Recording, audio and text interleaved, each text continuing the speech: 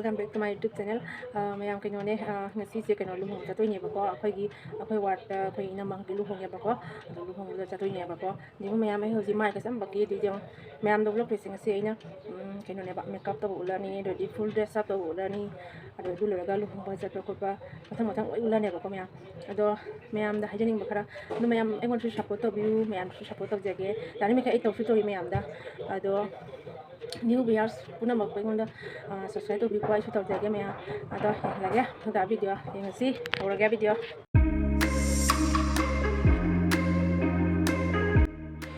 mayam ai ahan moisturizing cream tai rage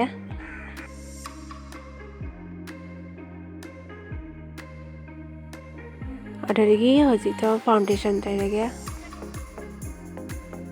makeup blender sina blend taw thoge phajana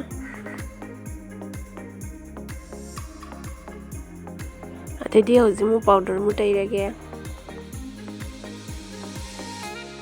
mathang dana ai hojik blusher mu tai rage khaisai sa haife ganglap tawna ba shape tana ba ma ki phajana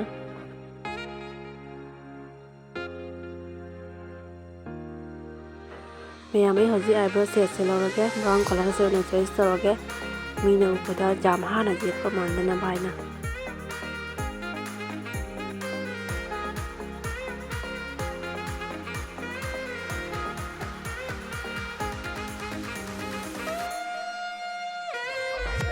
Hai shadow mu lawjarage sari ge janana ba sari gi machu se oin taijarage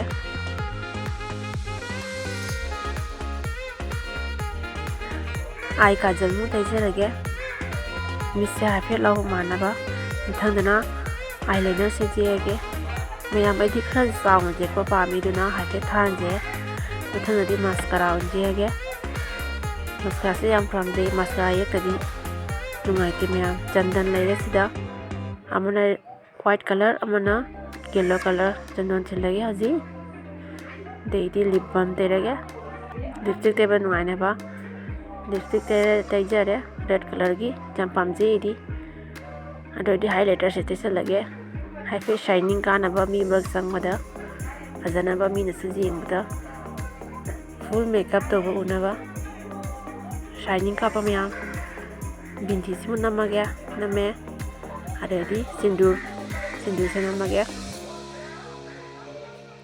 laraga eyelash color simu chapage paase udami na yawa manaba mayam jengu pau ba jeng thi hair style mu toroge yam samba hair styling to se mayam hair style to go lore jam simple la to jabani khuji mu sirage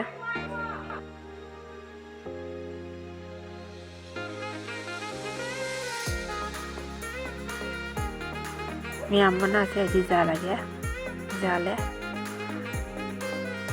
dege likhom se musi rage sik se musi rage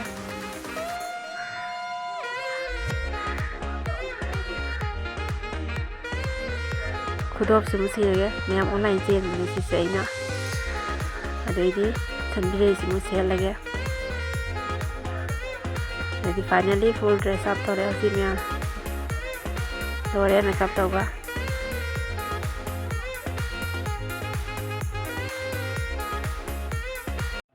Aku lohong wala ya mayam Sudah pokok sana pa maca Kan jangan macam apa tinggal je tinggal Dah bola apa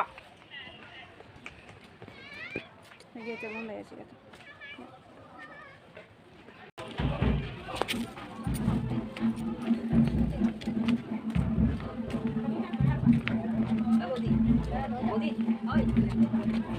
Thank you. Cấp quy rồi. Cấp quy lên nè. Cái đồ hạch bùi cho thì bùi dài nên bùi bảo em cả đó.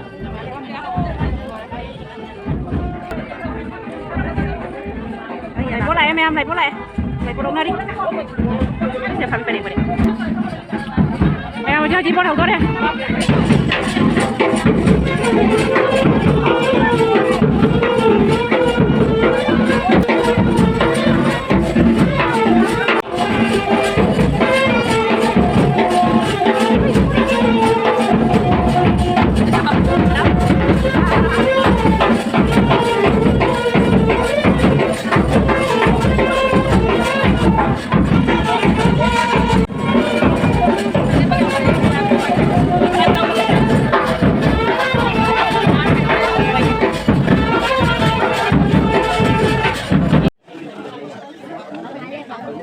mayam hauji hajing pot haure Nghe này.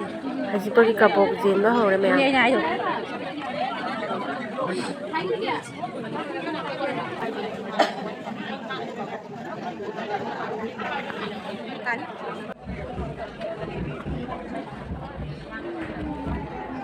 adai hauji kujaba mu tawgi dore mau thole smangda hanadi imung tawna mi mayam hauji ti smangda mi mayam amang tawina tawnare chakholopi matungina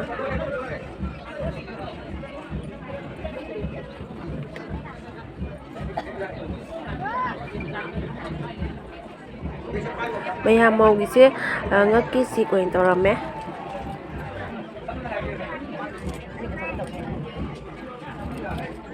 Quay gì đi, quay gì đi. Ba bé, ma. Không.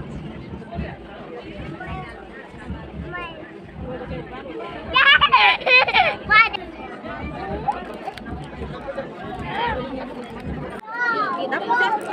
adidi hauji bor baton pi basa ki dore mayam Apa số cái kia. Chỗ. Cái đâu? Chỗ tiền. Chị bảo. Chỗ.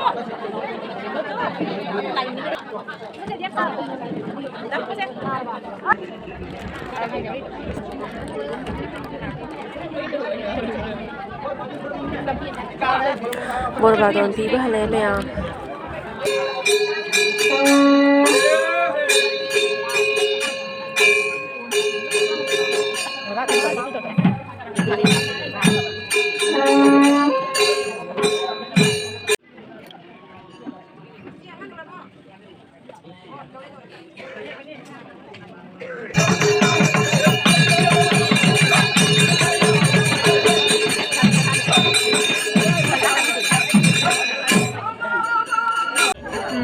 Aku kok ini kare apa ini?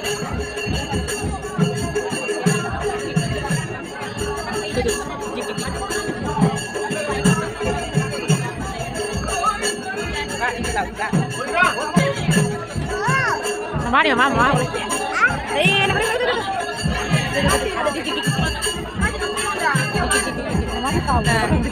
cao cái miếng thủy em ăn tao yêu vậy.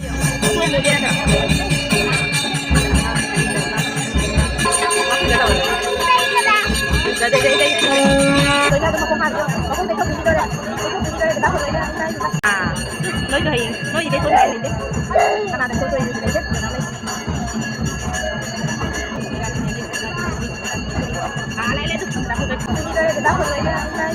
À, nói cho hiền, nói gì để tôi này đi. Cái nào để tôi gì để chết rồi nó lên. À, lấy lấy chút đặt tôi. Chị nó phải để mình. Có tôi là đi phải để đi. Chị đây mình cắt vào mà đi. À, tôi cuma satu. Kasih aku tidak mau pergi. Kau tu tidak jangan. Nama lah, em nama lah. Nama kau dah mi. Biar saya, biar saya tu.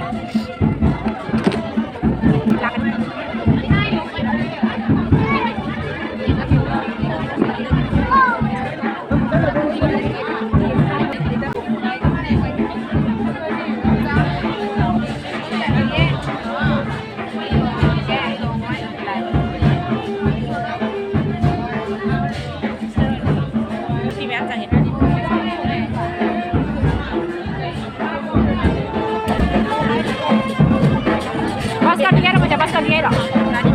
Ani pura sapi sih baik jangan. Kamar balik.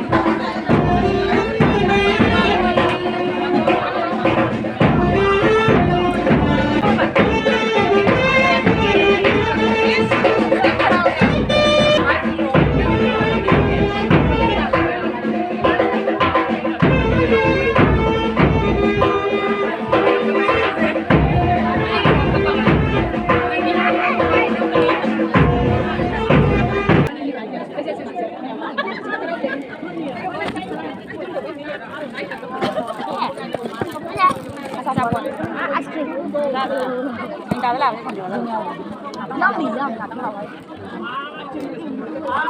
biết làm cái gì vậy video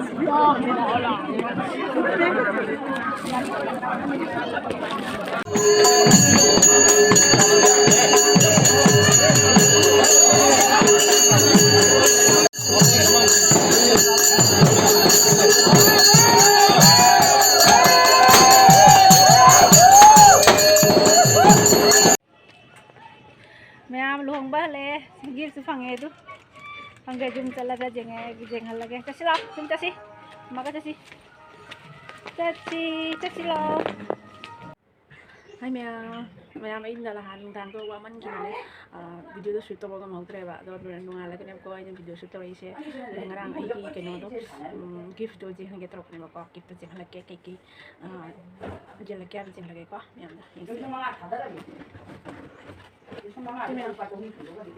đó si mau sẽ lên tàu đấy chỉ là cái có hàng đó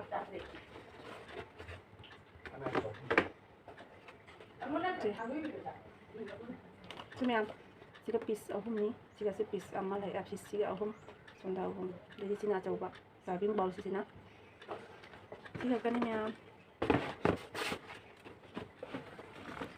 guys like, comment, share, untuk video muka next video temu nanti. Bye.